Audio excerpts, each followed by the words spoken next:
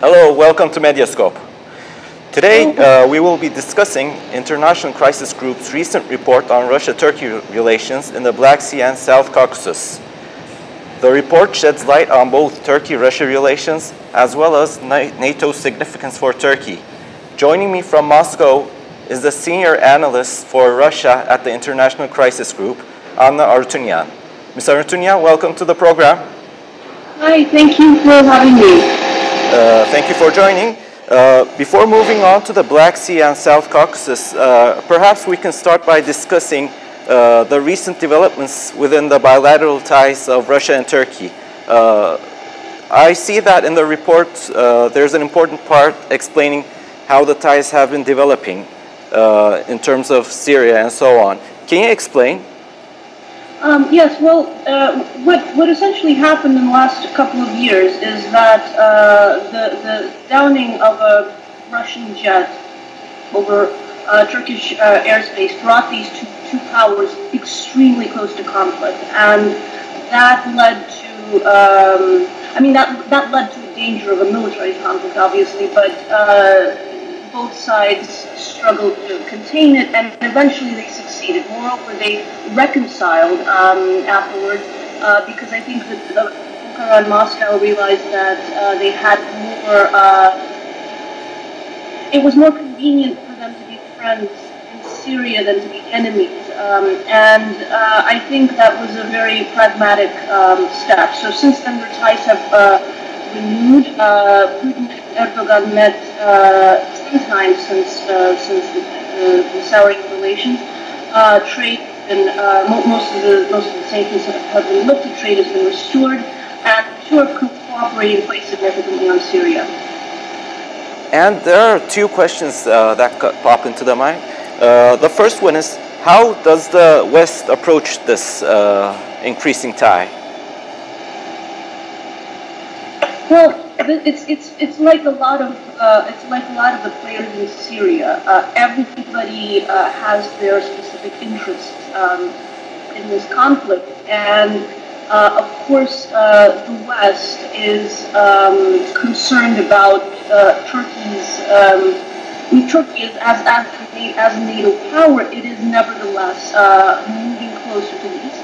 It's being more friendly with Russia, and it's pursuing pragmatic interests in trying to get the maximum out of the conflict by working with Russia.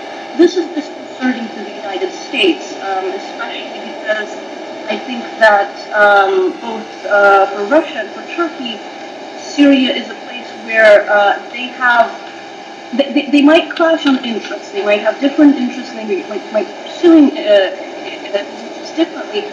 But unlike Moscow and Washington, Moscow and Ankara have a similar worldview of the situation, a similar pragmatic approach. That allows them to work together where they need to. That allows them to work together effectively with them. And this is a matter of concern for the war. And you're talking about a pragmatic convergence. I want to ask, you've been observing both Turkey and Russia within this report. So is this convergence limited to certain policy areas, certain strategic policies, projects, or regional aspects? Or can we consider this more sustainable and long-term convergence? It can be more sustainable. It can be longer term, and it can be very productive if both sides play it right. Because this is not just about Syria. This is also about the Black Sea, and this is where Moscow and Ankara do have clashing interests. Ankara has been visibly concerned by Moscow's expanding presence in the Black Sea since the seizure of Crimea. Nevertheless, I think that because the two sides have developed this relationship where they can talk and speak pragmatically, there are a lot of avenues for mediating, not necessarily resolving conflict, but mediating conflict. And this is where the two sides Turkey can seek to persuade Russia over its treatment of the Crimean Tatar community, report. It's very elaborate. Speaking wider, both powers have Mr. Arutunyan, I'm having a hard time hearing your voice time to time. Can you hold the microphone closer to your mouth, please, if possible? Yeah.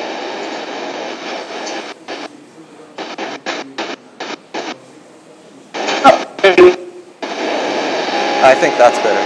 How's this? That's better. Okay. Okay, so yes, yes. question or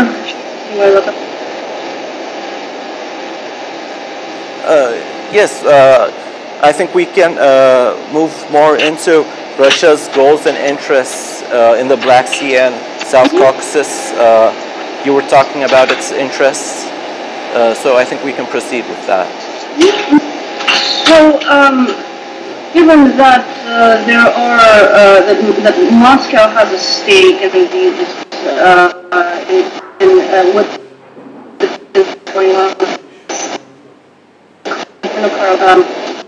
I think this is a very tricky issue because there is a very serious risk of escalation within this conflict that could suck both powers into it.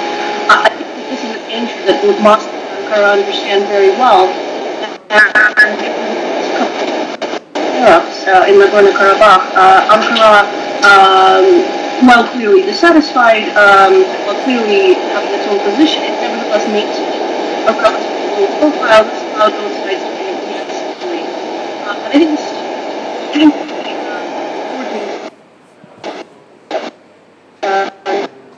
down de-escalate these things. And essentially, I don't know if they can ever be in a position of mediators in this conflict, but at the very least, they can talk to prevent flare-ups.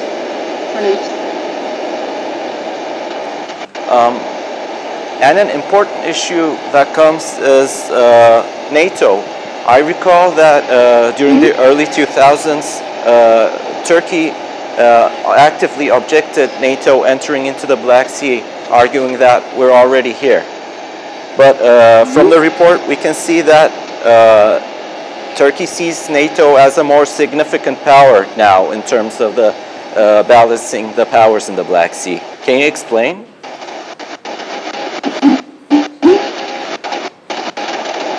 Well, this is a direct consequence of Moscow's annexation of Crimea and its increased presence in the Black Sea. I mean, it's expanded its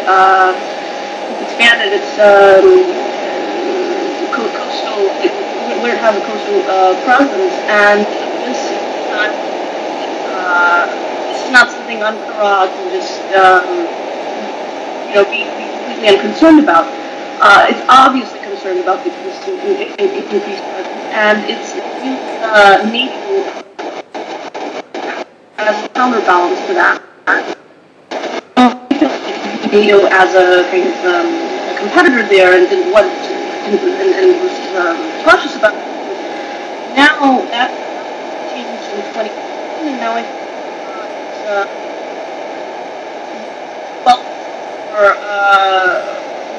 welcome. That's what we've been seeing happening. NATO seeking to anchor its alliance institutionally in the Black Sea and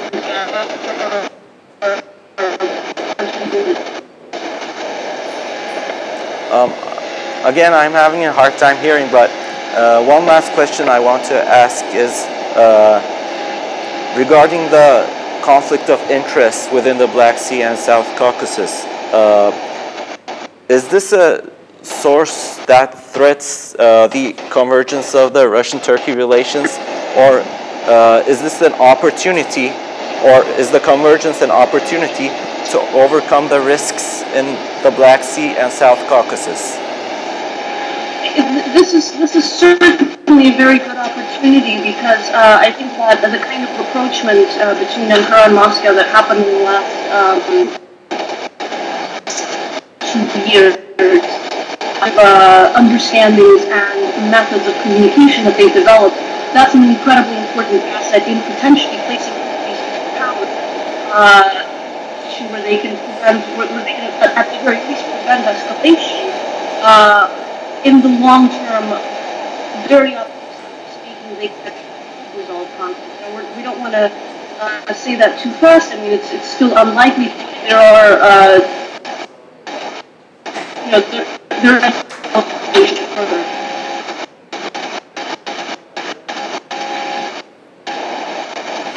Ms. Arutunyan, thank you for joining us. Yes. Thank you for joining us. Thank you so much. Sorry about the sound quality. No, thank you. Yes. Yes, today we discussed with Ms. Anna Arutunyan the International Crisis Group's recent report on Turkey and Russia relations in terms of South Caucasus and the Black Sea. Thank you for watching us.